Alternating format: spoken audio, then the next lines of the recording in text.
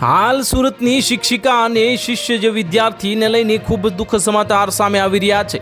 ગુજરાતના સુરતમાં ગુરુ શિષ્યને લાંછન લગાવતી ઘટના સામે આવી હતી, જેમાં 23 વર્ષીય ટ્યુશન ક્લાસીસના ટીચર 13 વર્ષના વિદ્યાર્થીનું અપહરણ કરીને જતી રહી હતી। આ સમગ્ર મામલે માતા પિતાએ પોલીસમાં ફરિયાદ નોંધાવતા પૂણા પોલીસે 4 દિવસ બાદ શિક્ષિકા અને વિદ્યાર્થીને ઝડપી પાડ્યા હતા, જેમાં શિક્ષિકાને 5 માસનો ગર્ભ હોવાનું માલુમ પડ્યું હતું।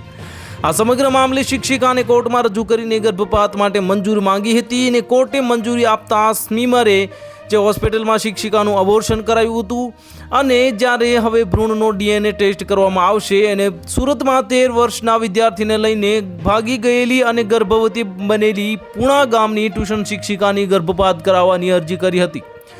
આ તબીબના અભિપ્રાય બાદ સુરતની સ્પેશિયલ કોર્ટ એટલે કે પોક્સોના જજ રાકેશ ભટ્ટે ગ્રાહ્ય રાખીને ગર્ભપાતની મંજૂરી આપતો હુકમ કર્યો હતો। ત્યારે આજે ગુરુવારે શિક્ષિકાનું અબોર્શન કરવામાં આવ્યું છે। આ ભ્રૂણનો DNA ટેસ્ટ કરવા માટે ગર્ભને સાચવી રાખવા માટે એજન્સીને જણાવ્યું છે અને ભ્રૂણના DNA સેમ્પલ સાથે 13 વર્ષના કિશોરનો DNA ટેસ્ટ કરવામાં આવશે અને તેનો રિપોર્ટ આગામી 2 મહિનામાં આવે તેવી શક્યતા છે। સુરતના પરવટ પાટિયા મગોબ રોડ સ્થિત એપાર્ટમેન્ટમાં રહેતા અને ઘર નજીક કિરાણા સ્ટોર ચલાવતા મૂળ રાજસ્થાનના 32 વર્ષના દુકાનદારના 2 સંતાનો પૈકી મોટો પુત્ર સ્મિત પરવટ પાટિયા પાસેના ટીચર માનસી રજનીકાંત નાઈને ત્યાં ટ્યુશન જતો હતો।